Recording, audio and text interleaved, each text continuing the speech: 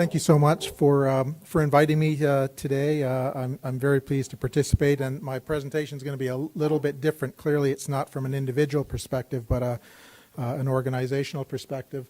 And I guess the question is, when we're listening to all these problems, it could seem like a bowl of lemons, and I guess the solutions to hallway medicine actually have to come from that, and hopefully we'll have something that's actually refreshing.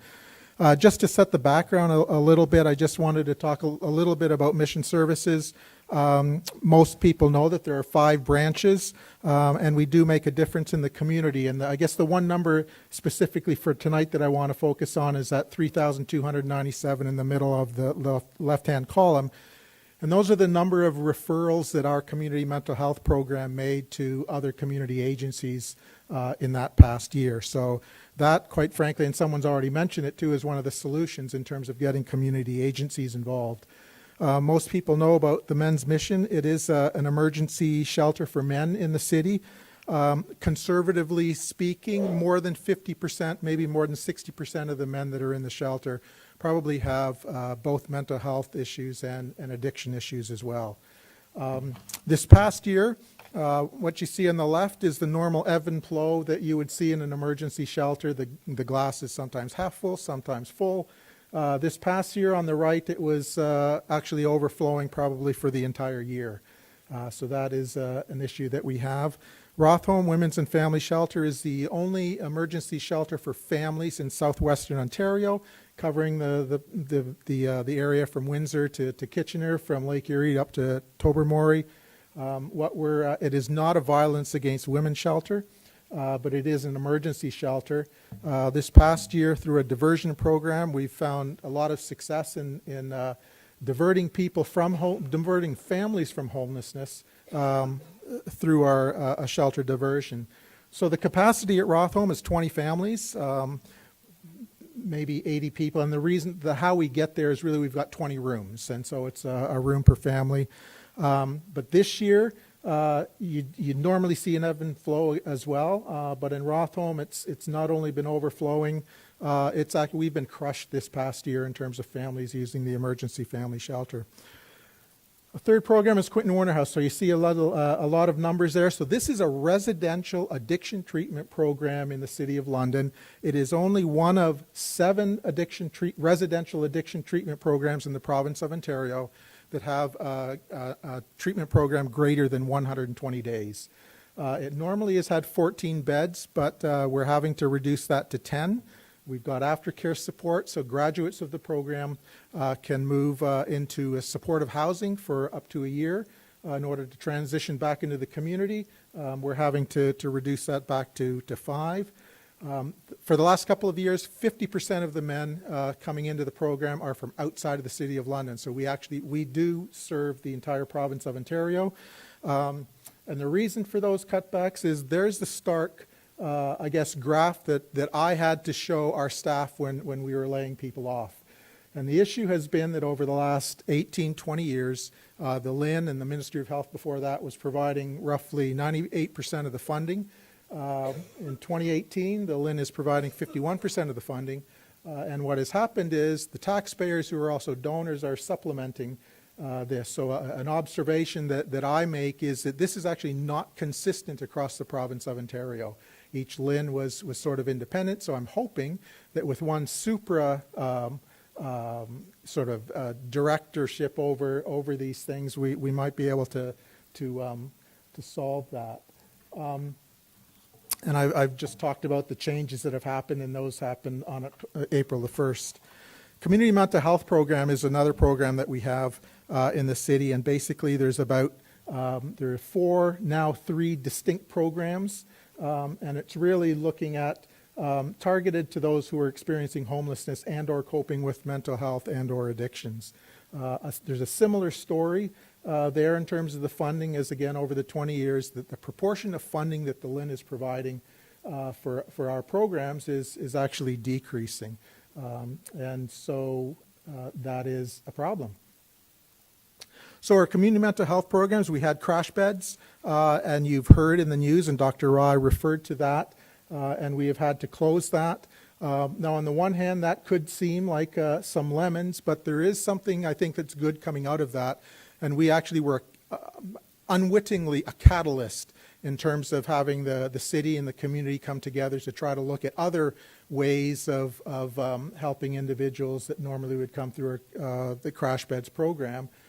So there is an experiment. We're seeing what the community can do.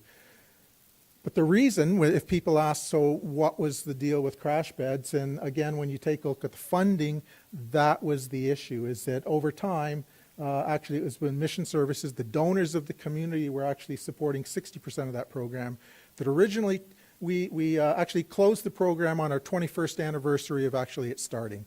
And it started through a Ministry of Health program, originally for 8 beds and 5 months of the year. The city provided additional funding to make it 12 months. Over time, it grew to 21 beds, and unfortunately now we're looking at different ways of providing that service in the city with other community partners. Streetscape is one of those things. So if there's a little bit of lemonade that comes out of this, Streetscape actually is a program that assertively engages individuals in the community. But we also have individuals who go out to EMDC and try to help individuals that are in EMDC transition back into the community and link them with community supports. This lady in the middle was supposed to be the goddess of justice. There are some scales there that she's holding. We also have streetscape workers who attend the tribunals, the residential tenancy tribunals, in order to help people stay in their homes and work with landlords to prevent them from homelessness. Transitional case managers, there's another way that, again, a community service is actually trying to provide solutions. We work with Community Mental Health Association and LHSC, so we have 4 transitional case managers that are on site at the hospital. CMHA has 8, Addiction Services has a couple as well. The whole intent is to be able to have the transition from the hospital, whether it's the psychiatric ward or the emergency department, again, transitioning them out of the hospital but not into homelessness. So there's a targeted thing there. Our 4 transitional case managers actually were targeted for those who were homeless or at risk of homeless. But when the funding came out, it was one large envelope. So actually those transitional case managers are really interchangeable. But that is a sort of a piece of that lemonade in trying to help. And then we have a resource room, was really just a safe place for people to be during the day. What we've seen in the city is fewer and fewer safer places. So our 5th program for Mission Services is we operate a thrift store, a shameless plug. If you haven't shopped there, you need to shop at our thrift store in the corner of York and Rectory, the best thrift store prices in town. Several different programs that we have, and one is the emergency voucher program. So in 17-18, we actually served over 4,100 unique individuals from the City of London. It's roughly about 80 people per week. This past week, we actually served 66 new people that had never been to the voucher program before. There were 10 families that included 18 adults and 37 children, and 9 single men and 2 single women. Warm Hands, Warm Hearts is a program over the winter months. We provide free clothing to elementary school children in both the Thames Valley District School Board and the London Catholic Board. And we can only do it through volunteers. So we're talking about hallway medicine. What does all of my discussion and talking about mission services has to do with that? I think we're trying to take these lemons and make them into lemonade. The first solution, really, from my perspective, is equitable funding across the province. We have seen how it has directly affected our organization, where it does not appear that there is equitable funding across the province. I think one of the big things when we're dealing with health is really for us and MPPs, legislators, to look at the big picture. It's not just a health issue. Poverty is not, or homelessness is not just a homeless issue, a housing issue. It's poverty, it's justice, it's education, it's health. All of these big meta issues are actually integrated. And in order to really deal with health, we have to talk about justice. We have to talk about education. Some of the panelists and have already talked about, there is integration in the system, and we need to look at that as the bigger picture. Mental health and addiction funding has sorely been lacking over decades, I would suggest, in the province. So kudos to the current government that has and the previous governments as well, who have made mental health and addiction funding a priority. That needs to be a priority. I think the government, when they suggest something, they're going to be held to account for that. So that's what we need, is more mental health and addiction funding. Psychiatry has been I've been with Mission Services for 9 years. The lack of psychiatric care for the demographic that we serve, for those that are homeless or at risk of homelessness, has been an issue for the last 9 years. We just cannot get psychiatric care for the men that are in our addiction treatment program. More than 90% of the men that coming into addiction treatment program have mental health issues, and a lot of it is related to trauma, and we need psychiatrists to help with the medication that goes along with the treatment. And finally, health is involving housing stability. It's one thing, even, and this ties into the home care. It's one thing to have a house.